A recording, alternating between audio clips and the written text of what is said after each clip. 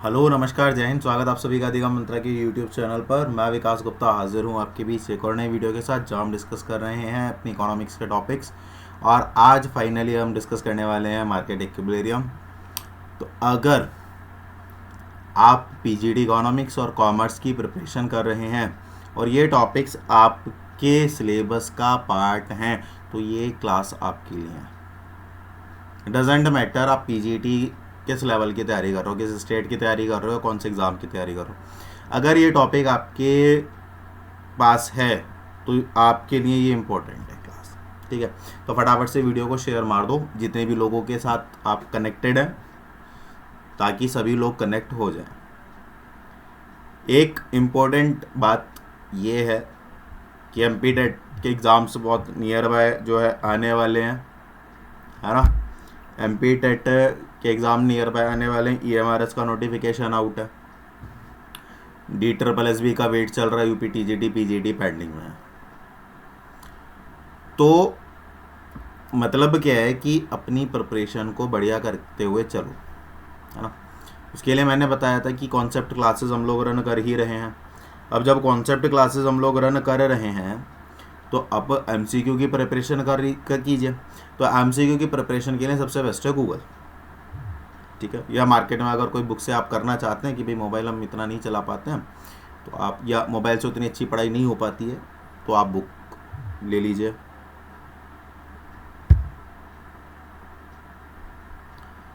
ठीक है ना। तो उसका इम्पैक्ट ये होगा। अच्छा, एमसीक्यू को करने का एक अपना तरीका होता है ना। अब इनको करने का ना अपना एक अलग तरीका होता है, एक अलग सेंस होता है। एक तो होता है आपने क्वेश्चन पढ़ा, है ना, आपने क्वेश्चन पढ़ा और तुरंत ही आपने क्या कर दिया, उसका आंसर देख लिया, हो गया। नहीं, आपको क्वेश्चन पढ़ना है, उसके सारे ऑप्शंस पढ़ने हैं।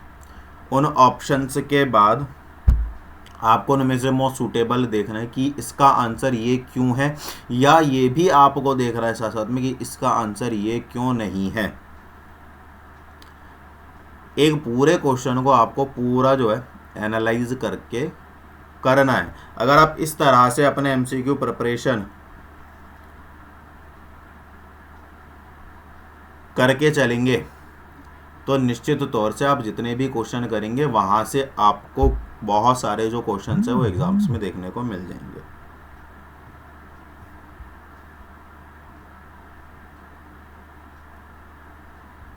क्लियर है ये वाली बात? ठीक है,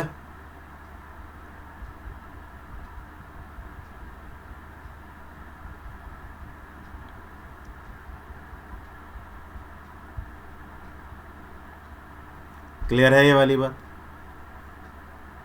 चलिए आगे बढ़ते हैं। तो अपना आज का जो टॉपिक है वो अपन स्टार्ट करते हैं। ठीक है, चलिए। Market equilibrium. मार्केट इक्विलिब्रियम में क्या है कि हमने जो डिमांड और सप्लाई पढ़ा है उसका मिक्सचर है। माने एक ऐसी पोजीशन जहां पर डिमांड और सप्लाई एक पॉइंट पर आकर के मिलती है। आपने देखा होगा कि जो हमारा एक डिमांड कर्व होता है वो डाउनवर्ड स्लोप होता है, और जो सप्लाई कर्व होता है वो अपवर्ड कर्व डायरेक्शन में होता है। तो जब एक डाउनवर्ड स्लोप और एक अपवर्ड स्लोप कर्व हम बनाएंगे तो वो एक पोजीशन पर आकर के एक दूसरे को इंटरसेक्ट करते हैं और वहाँ पर एक पॉइंट बनता है। उस ही पॉइंट को इक्विलिब्रियम का नाम दिया जाता है। तो अब उसका इफेक्ट मार्केट पर क्या पड़ेगा वो हमें समझना चाहिए। ठीक, चलिए। तो सबसे पहले समझ लेते हैं मार्केट इक्विलिब्रियम की पोजीशन क्या होती है। तो पहले मैं इसको शेड्यूल के थ्रू आपको बता देता हूँ। ये प्राइस है 5 4 3 2 1। अब अगर आपको डिमांड याद है तो जैसे जैसे यहाँ पर गलत लिख दिया है मैंने, ये एस आएगा, ये क्या आएगा, ये एस पोजीशन है और ये डी पोजीशन है, ये डिमांड है। ठीक है, तो जैसे जैसे प्राइस कम होता है वैसे वैसे डिमांड बढ़ती है, ऐसे ही होता है। जैसे जैसे प्राइस कम होता है वैसे वैसे डिमांड बढ़ती है। तो प्राइस कितना है 5 है, डिमांड कितनी है 10 है। ज़्यादा प्राइस है कम डिमांड है। प्राइस कम हुआ डिमांड बढ़ गई, प्राइस और कम हुआ डिमांड और बढ़ गई, प्राइस और कम हुआ डिमांड और बढ़ गई, प्राइस और कम हुआ डिमांड एक्सट्रीम पर चली गई। तो यहाँ पर क्या शो हो रहा है, यहाँ पर हमारी नेगेटिव रिलेशन शो हो रही है। अच्छा, जिन्होंने भी पीछे की जो लेक्चर्स हैं अगर उन्होंने नहीं लिए हैं तो एक बार आप उन लेक्चर्स को अटेंड कर लीजिए ताकि आपको ये कॉन्सेप्ट आसानी से समझ में आ सके। तो साहब जब हमने इस कर्व को बनाया तो हमारा डिमांड कर्व जो है ये बन गया, ये हमारा डिमांड कर्व बन गया। अब सप्लाई के साथ क्या है, यहाँ पर पॉजिटिव रिलेशन बनती है। पॉजिटिव रिलेशन का मतलब क्या होता है कि जैसे जैसे प्राइस बढ़ता जाएगा वैसे वैसे सप्लाई बढ़ती जाएगी। 1 पर 10 यूनिट सप्लाई कर रहे थे, 2 पर 20 की करने लगे, 3 पर 30 की करने लगे, 4 पर 40 की करने लगे, 5 पर 50 की करने लगे। तो हमारा जो सप्लाई कर्व था वो जो है फॉरवर्ड स्लोप पे बनने लगा आगे की तरफ। अब आपस में इन दोनों ने एक दूसरे को एक पॉइंट पर इंटरसेक्ट किया। एक पॉइंट पर इन्होंने क्या किया, एक दूसरे को इंटरसेक्ट किया और इस प्राइस पर इतनी क्वांटिटी की डिमांड और सप्लाई जनरेट हो गई जिसको हमने इक्विलिब्रियम माने समानता का नाम दे दिया। और वो पोजीशन कौन सी है, वो पोजीशन ये वाली है। माने 3 पर एक कंज्यूमर जो है 30 यूनिट खरीदने के लिए तैयार है और जो सप्लायर है वो 30 यूनिट बेचने के लिए तैयार है। ये हमारी इक्विलिब्रियम पोजीशन है। अब अगर इसको और डेप्थ में देखें तो ये जो कंडीशन है, यहाँ पर आपकी जो डिमांड है वो कम है लेकिन आपकी जो सप्लाई है वो ज़्यादा है। तो इसको हम क्या बोलेंगे, इसको हम एक्सेस सप्लाई कह देंगे। यहाँ पर क्या है, यहाँ पर आपकी डिमांड ज़्यादा है और आपकी सप्लाई कम है तो इसको एक्सेस डिमांड कह देंगे। तो एक्सेस डिमांड कब होगी, जब आपकी डिमांड ज़्यादा होगी सप्लाई कम होगी। यहाँ पर देखो, यहाँ डिमांड ज़्यादा है सप्लाई कम है तो यहाँ पर एक्सेस डिमांड वाली पोजीशन है। या सप्लाई ज़्यादा है या डिमांड कम है तो यहाँ एक्सेस सप्लाई वाली कंडीशन है। तो अगर आपको आपकी सप्लाई ज़्यादा है और आपको इक्विलिब्रियम पोजीशन पर आना है तो आपको क्या करना पड़ेगा, अपनी सप्लाई कम करनी पड़ेगी। या तो आप उतनी सप्लाई कम करो या उतनी डिमांड बढ़ाओ। और अगर आपकी डिमांड ज़्यादा है तो या तो डिमांड कम करो या उसके अकॉर्डिंगली सप्लाई आगे करो। तो कहानी तो यही बनेगी। यस, एग्री, क्लियर हो गया ये वाला। अब आगे बात कर लेते हैं। तो साहब इक्विलिब्रियम क्या है, वो कंडीशन है जहाँ एक मार्केट की जहाँ पर demand for a commodity is equal to supply at a given price. जहाँ पर किसी भी वस्तु की जो मांग होती है वो उसकी आपूर्ति के बराबर होती है। क्लियर हो गई ये वाली बात। आगे आ जाओ। अब देखो यहाँ पर शिफ्ट क्या होगा। अब अगर हमारी डिमांड में चेंजेस कब आएंगे और वो किस पोजीशन पर, मान के चलो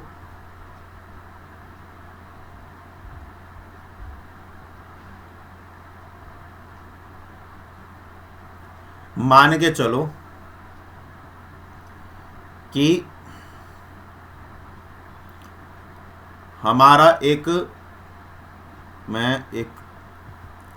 हमारा प्राइस दिया हुआ है,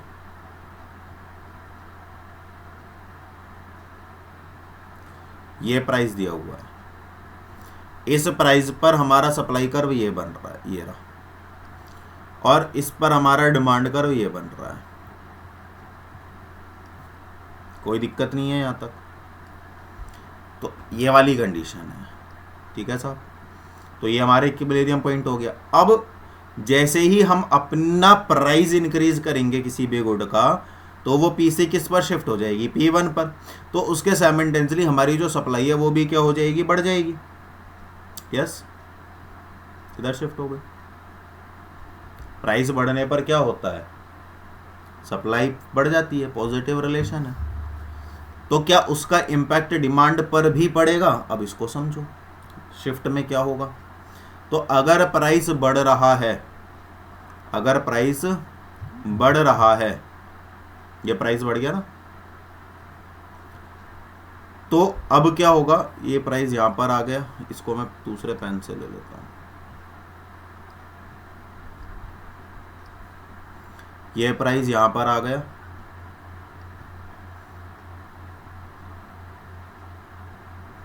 ये इस सप्लाई को अब कहाँ पर देखो, ये इंक्रीज हो गई ना। तो अब जब मार्केट में सप्लाई बढ़ रही है तो कहीं ना कहीं उसकी जो डिमांड है वो भी क्या हो जाएगी, इंक्रीज हो जाएगी। तो हमारा जो डिमांड है वो भी किस तरफ शिफ्ट हो गया, ऊपर की तरफ शिफ्ट हो गया। इस कंडीशन को उल्टा कर दो तो डिमांड कहाँ शिफ्ट हो गई हमारी, डी से D1 पर शिफ्ट हो गई। प्राइस कम होने पर डिमांड डी से D2 पर शिफ्ट हो गई। अच्छा, इसमें कुछ एक्सेप्शंस भी हैं। एक्सेप्शंस क्या हैं, जैसे यहाँ पर तो प्राइस के बढ़ने और घटने से हो रहा है, यहाँ पर प्राइस अगर कांस्टेंट है तो भी डिमांड बढ़ती और घटती है। अब उसका कारण क्या है, देखो प्राइस कांस्टेंट है, देखो यहाँ पर समझो, यहाँ पर प्राइस में चेंजेस हो रही है, पी से P2 पर जा रहा है, पी से P1 पर जा रहा है, क्या यहाँ पर प्राइस में कोई चेंज हो रहा है?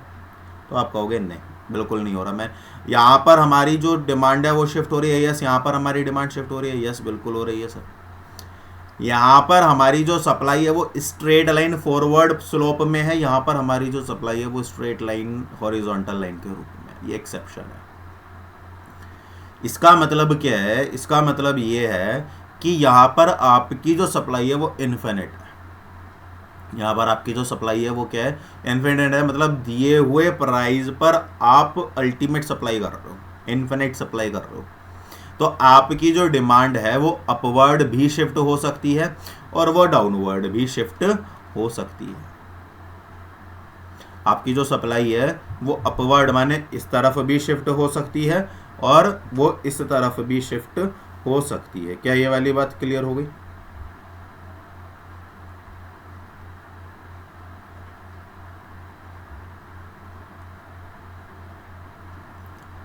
क्लियर हो गई ये वाली बात? चलो आगे बढ़ते हैं। अब बात ये तो रहा चेंज इन डिमांड में, कि अगर डिमांड में शिफ्ट होगा तो हमारा सप्लाई किससे इक्विलिब्रियम पॉइंट कैसे बनेगा। तो हमारा जो इक्विलिब्रियम पॉइंट है वो भी कहाँ से कहाँ पर शिफ्ट हो गया, ई से E1 पर या ई से E2 पर। भाई अगर डिमांड देखो, अगर इस तरफ बढ़ोगे तो इधर की तरफ शिफ्ट होगा और इधर की तरफ करोगे तो डिमांड कम हो गई। हाँ, क्लियर है। इसके बाद देखो, ये परफेक्टली इलास्टिक वाली कहानी हो गई। अब इन इलास्टिक वाली देख लो। इन इलास्टिक का मतलब क्या, यहाँ पर क्वांटिटी जो है माने सप्लाई इन्फिनिट है और प्राइस मैटर नहीं करता कितना भी हो, कोई चेंज नहीं होगा सप्लाई में किसी भी प्राइस पर।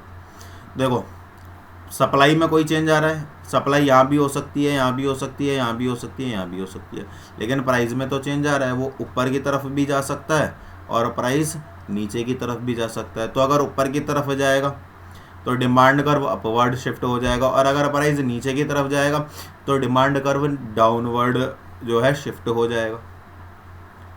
ठीक है, क्लियर है। तो यहाँ पर सप्लाई में कोई चेंज नहीं हो रहा है और ऊपर क्या हो रहा था, इनफाइनाइट सप्लाई, अल्टीमेट, कितनी भी सप्लाई अल्टीमेट सप्लाई है। जैसे फूड ग्रेन्स हो गया, इनकी सप्लाई ज़्यादा होती है ना, इस तरह की जो चीज़ें होती हैं। होपफुली ये चीज़ें क्लियर हो रही हैं, है ना। अगर क्लियर हो रही है तो वीडियो को लाइक कर देना। ये अब शिफ्ट इन सप्लाई, देखो यहाँ पर डिमांड में कोई चेंज नहीं आ रहा। अगर प्राइस क्या होगा, कम होगा, अगर प्राइस क्या होगा, कम होगा, तो हमारी जो सप्लाई है वो बढ़ जाएगी, S से S1 पर चली गई प्राइस कम होने पर। और अगर प्राइस क्या हो रहा है, बढ़ रहा है, तो ये S से कहाँ पर शिफ्ट हो गई, दूसरी तरफ शिफ्ट हो गई। मतलब हमारा जो इक्विलिब्रियम है, हमारा जो इक्विलिब्रियम है वो कहाँ पर शिफ्ट हो गया, यहाँ पर E से E2 पर, और ये कहाँ शिफ्ट हो रहा है, E से E1 पर, है ना। और यही कहानी क्या है, एक्सेप्शनल में कर दो। यहाँ पर क्या होगा, यहाँ पर प्राइस कांस्टेंट रहेगा और डिमांड इन्फिनिट होगी। डिमांड क्या होगी, इन्फिनिट। किस केस में, परफेक्टली इलास्टिक के केस में, परफेक्टली इलास्टिक के केस में। तो यहाँ पर क्या हो रहा है, प्राइस सेम है, यहाँ पर, है ना, जैसे हमारा ये क्वांटिटी शिफ्ट हुई इधर Q से Q1 पर पहुंची, तो हमारा जो इक्विलिब्रियम है वो भी E से E1 पर चला गया, और यहाँ पर Q से Q2 पर आई तो हमारा E से मतलब लेफ्ट वर्ड शिफ्ट हो गया। ये राइट वर्ड शिफ्ट हो रहा है और ये कहाँ हो रहा है, लेफ्ट वर्ड शिफ्ट हो रहा है। किसकी वजह से हो रहा है, इन्फिनिट डिमांड की वजह से। तो यही बातें बस ध्यान में रखनी है, बाकी इसमें तो ऐसा कुछ कर्व वगैरह बना करके दे दिया, तो वहाँ से आपको इन चीज़ों को ध्यान में रखना है। अब यहाँ पर क्या होगा, एक्सेप्शनल केस क्या है कि भाई आपके प्राइजेस में तो चेंज होंगे लेकिन आपकी डिमांड जो होगी वो कैसी होगी, उसमें कोई चेंज नहीं होगा। अब साहब अगर उसमें कोई चेंज नहीं होगा तो अगर प्राइस कम होता है P से P1 पर आता है तो आपकी जो सप्लाई है वो भी किस तरफ शिफ्ट हो जाएगी, इस तरफ शिफ्ट हो जाएगी, राइट वर्ड। और अगर राइट वर्ड कहेंगे इसको, है ना, राइट वर्ड नीचे की तरफ। और अगर आपकी जो प्राइस है बढ़ रही है वो E से E2 पर चली जाएगी, तो ये क्या हो रही है, लेफ्ट वर्ड शिफ्ट हो रही है लेकिन ऊपर की तरफ, ये ऊपर चला गई ना, इस तरह से। ठीक है, क्यों, क्योंकि इसमें डिमांड में किसी भी तरह का कोई चेंज नहीं हो रहा। ठीक है, हालांकि यहाँ से रिलेटेड जो क्वेश्चंस हैं वो उतने नहीं बनते क्योंकि ग्राफिटिकल से रिलेटेड क्वेश्चंस नहीं बनेंगे। अच्छा, क्वेश्चंस बनते हैं तो कहाँ से बनते हैं, देखो वो वाला टॉपिक आ गया। एक होता है प्राइस सीलिंग और एक होता है फ्लोर प्राइस। तो प्राइस सीलिंग और फ्लोर प्राइस, हम यहाँ से क्वेश्चन बनता है कि प्राइस सीलिंग क्या होता है और प्राइस फ्लोर क्या होता है। तो सीलिंग प्राइस में क्या होता है, सीलिंग का प्राइस का मतलब समझो कि प्राइस को सील कर दिया, माने मार्केट में कोई कमोडिटी किसी प्राइस पर सेल हो रही है लेकिन गवर्नमेंट ने उसकी वैल्यू डिसाइड कर दी कि भाई आप इसको इससे ज़्यादा नहीं बेच सकते, जो कि मार्केट वैल्यू से क्या है, कम है। तो इसका मतलब क्या है कि गवर्नमेंट क्या कर रही है, गवर्नमेंट ऐसे लोगों के लिए जिनके लिए न्यूट्रिशंस, फूड्स, ये सारी चीज़ें ज़रूरी हैं लेकिन वो उनको अफोर्ड नहीं कर पा रहे, तो वो उनके प्राइस कम कर देती है, कंट्रोल कर देती है कि भाई देखो मैं इसका प्राइस इतना डिसाइड कर रही हूँ, इससे ज़्यादा का ये नहीं बिकेगा मार्केट के अंदर, अब बेशक उसका प्राइस कितना भी सही। क्लियर है कहानी, क्लियर है कहानी। तो इसमें क्या है, इसमें गवर्नमेंट इम्पोज कर देती है प्राइस सीलिंग ताकि वो मैक्सिमम प्राइजेस को कंट्रोल कर सके। ठीक है, अब देखो प्राइस यहाँ पर है, यस प्राइस यहाँ पर है, ये कहानी होनी चाहिए, लेकिन गवर्नमेंट ने क्या किया, गवर्नमेंट ने यहाँ पर उसको प्राइस को सील कर दिया। अब आप चाहे Q1 क्वांटिटी खरीदो, चाहे Q क्वांटिटी खरीदो, चाहे Q2 खरीदो, डजेंट मैटर। अगर आप Q1 खरीदोगे तो इक्विलिब्रियम पॉइंट यहाँ पर आ जाएगा, अगर यहाँ खरीदोगे तो इक्विलिब्रियम पॉइंट यहाँ पर आ जाएगा Q2 पर, ये तो है ही। खैर अगर Q1 खरीदोगे तो ये और Q2 खरीदोगे तो ये आ रहे हैं ना, एक दूसरे को इंटरसेक्ट कर रहे हैं आपस में। क्लियर है कहानी, क्लियर है कहानी। तो ये इक्विलिब्रियम से नीचे की पोजीशन है, इससे नीचे की पोजीशन है इक्विलिब्रियम से नीचे की। ठीक है कहानी। तो सीधी सीधी एक बात ध्यान में रखनी है कि प्राइस सीलिंग किसके लिए होता है, कंज्यूमर के लिए होता है। कौन इम्पोज करता है, गवर्नमेंट इम्पोज करती है। किन लोगों के लिए करती है, पुअर पीपल के लिए करती है। क्यों करती है, ताकि उनको फूड की अवेलेबिलिटी हो सके। और सबसे इम्पोर्टेंट बात कि ये हमेशा इक्विलिब्रियम से नीचे होगा, ये हमेशा क्या होगा, इक्विलिब्रियम से नीचे होगा, मतलब it is always less than the market price. Clear कहानी। इसके बाद आता है प्राइस फ्लोर, इसका उल्टा। प्राइस फ्लोर क्या कहता है, प्राइस फ्लोर कहता है कि साहब जितना मेरा प्राइस है मैं उससे ज़्यादा पर बेचूंगा। जैसे ये प्रोड्यूसर्स के लिए होता है, तो गवर्नमेंट क्या करती है, कुछ प्रोड्यूसर्स के को बेनिफिट प्रोवाइड, क्योंकि देखो गवर्नमेंट को एक के बारे में तो सोचना नहीं है, सबके बारे में सोच करके चलना है।